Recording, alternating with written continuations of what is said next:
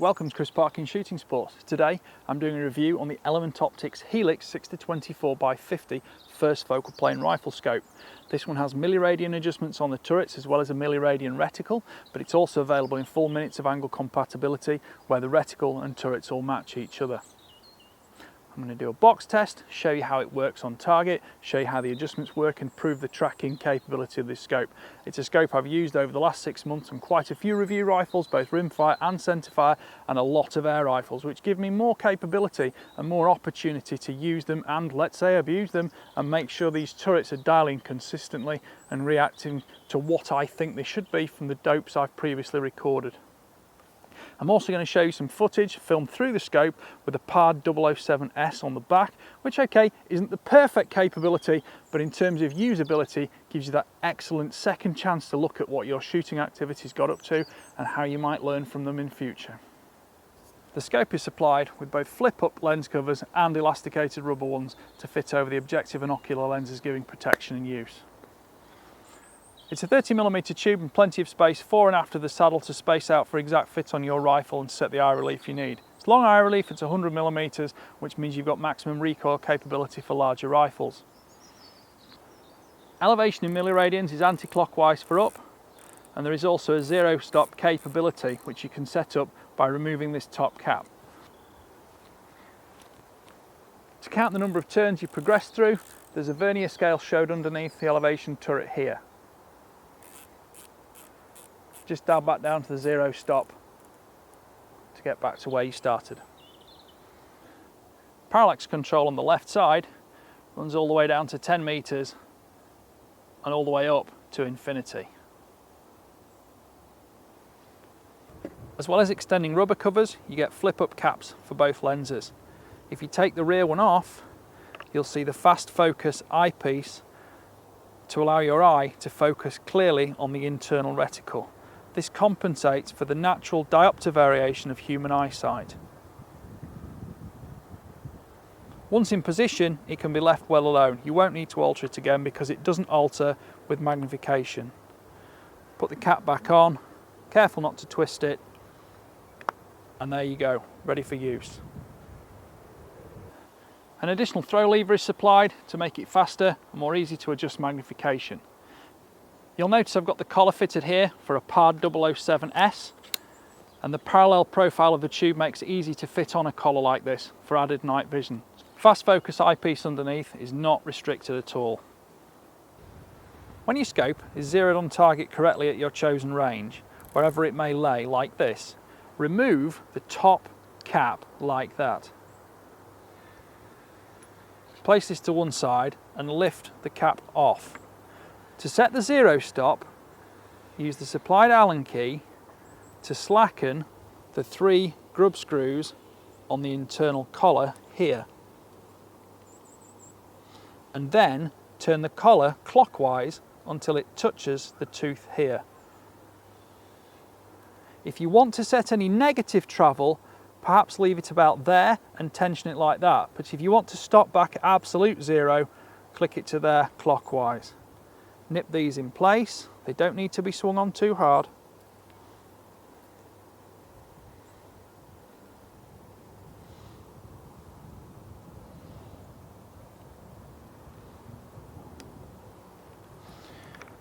And then to mark your zero distance, simply place the cap carefully back down with zero and engraved with zero and the engraved white marker in the centre, and screw the cap back in position.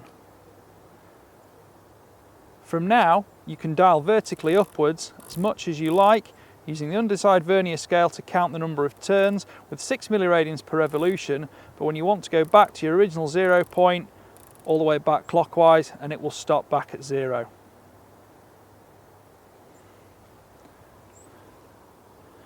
Setting the windage turret up is similar, but it doesn't actually have a zero stop, as you wouldn't need one in that way.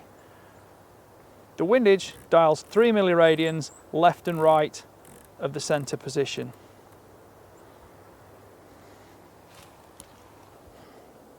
So we're now going to do a box test. We're shooting at 30 metres today on an air rifle.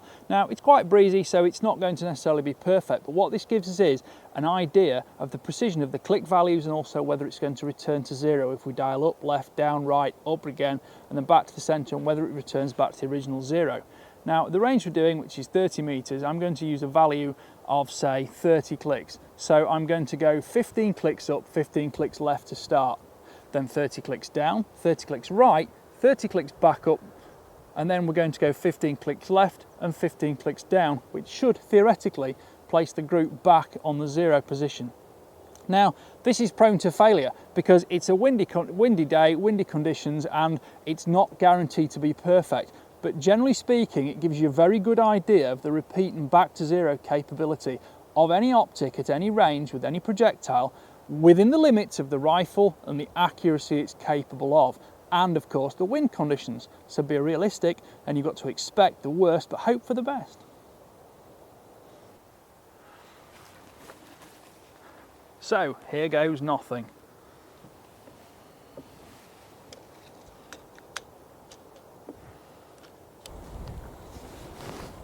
First of all, we'll check the gun is zeroed.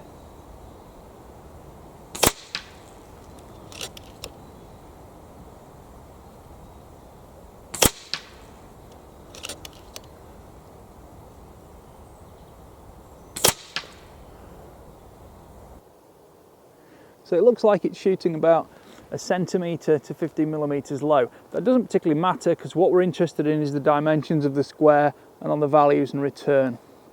So let's add 15 clicks up and let's add 15 clicks left and shoot 3 more.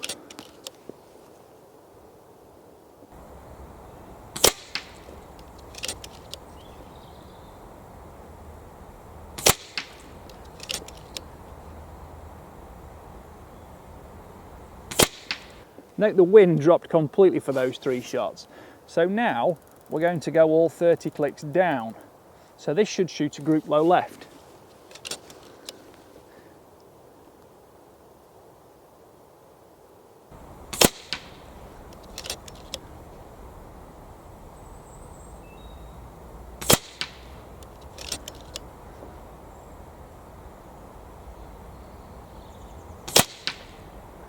That's fine. So now we want to move right, and we're going to go 30 clicks to the right. 3 more shots.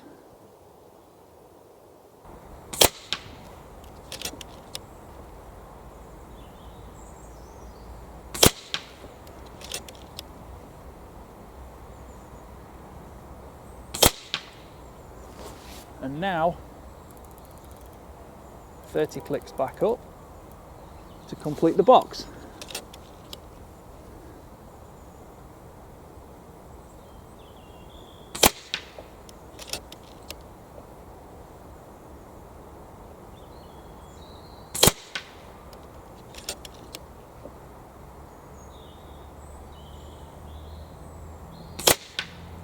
Now those 3 seem to go very squirrely, so I'm just going to shoot a few more.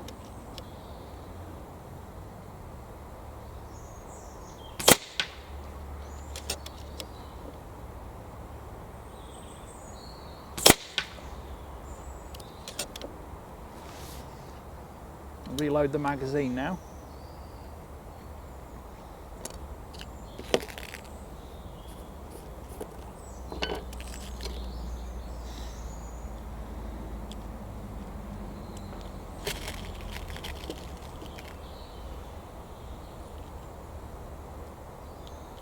We should theoretically only need 3 more pellets at this point, but for some reason that last group seemed to go very squirrely. I'm just checking I've dialed on the correct correction, which I did.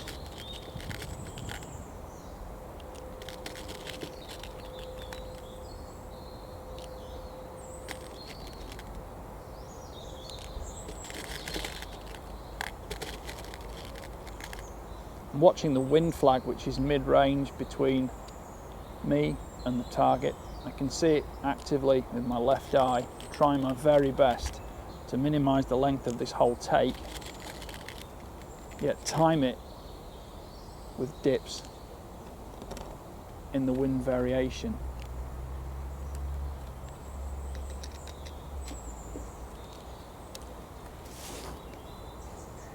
So 3 more top right,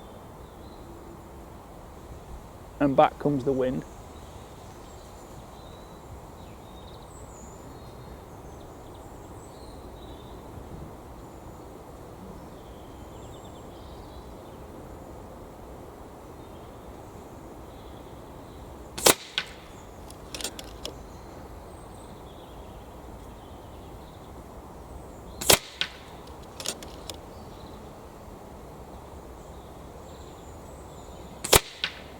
And now we'll go back to 0.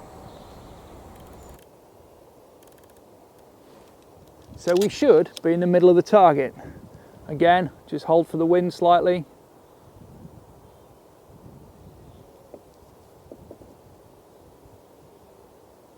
Or rather, wait for the wind rather than holding for the wind.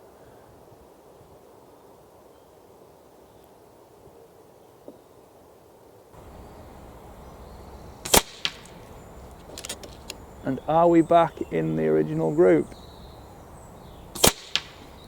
We would appear to be so.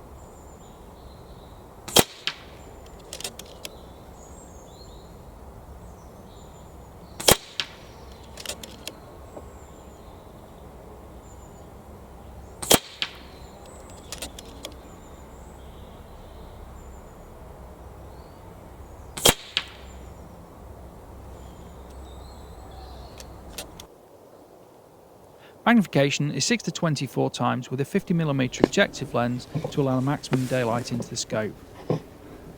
Eye relief is 3.7 to 4 inches, which is 93 to 101mm. Filming with the PARD does somewhat compromise image quality slightly, but you get a good idea of the reticle with multiple holdover and multiple windage aim-off markers, all in milliradians to correspond exactly with turret clicks. Click value on this scope is 10th milliradian, which means 1 centimetre at 100 metres. There are 6 milliradians per revolution, and in total 18.9 milliradians vertically and 11.6 milliradians horizontally for windage. Parallax is 10 metres to infinity. Overall length is 363 millimetres. Overall weight is 737 grams. The exit pupil is 9.1 to 2.2 millimetres from minimum to maximum magnification. Field of view at 100 metres is 6.2 to 1.5 metres. The MOA version of the rifle has 65 minutes of angle elevation with 40 minutes of angle windage. Click value is quarter MOA. There are 15 minutes of angle per turn of the elevation turret, which is 60 clicks. The reticle is an etched reticle and has multiple holdover dots for elevation and windage dots to compensate for crosswind. These are in perfect collaboration with the click values on the turrets, which is the joy of the first focal plane system.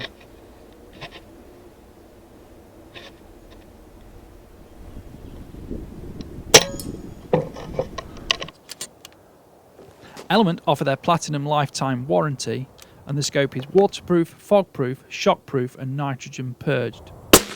The scope is supplied with a sunshade, lens cloth and neoprene covers, as well as the flip-up caps for the objective and ocular lenses.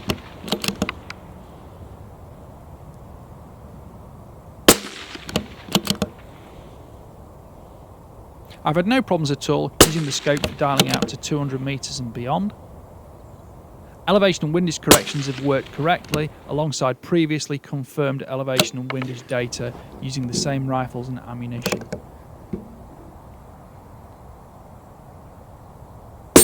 I've really enjoyed using the scope and found it confidence inspiring. It's worked well alongside data previously confirmed with rifles and ammunition within my armoury, and I think it's a great option for someone wanting to experiment more with longer range shooting potential or multi-range shooting potential where they're dialing holdover all the time. When you go out and zero your rifle, it's so easy just to get your smartphone out and take a picture of the turrets where they are. Because if you have to start twiddling about with it before you've set it up, or even when you're testing different ammunition types, it makes life easy. So you can always go back to where you were for your 100 metre zero. So I was shooting there for 150 metres, and I'm going to go there for 175 now.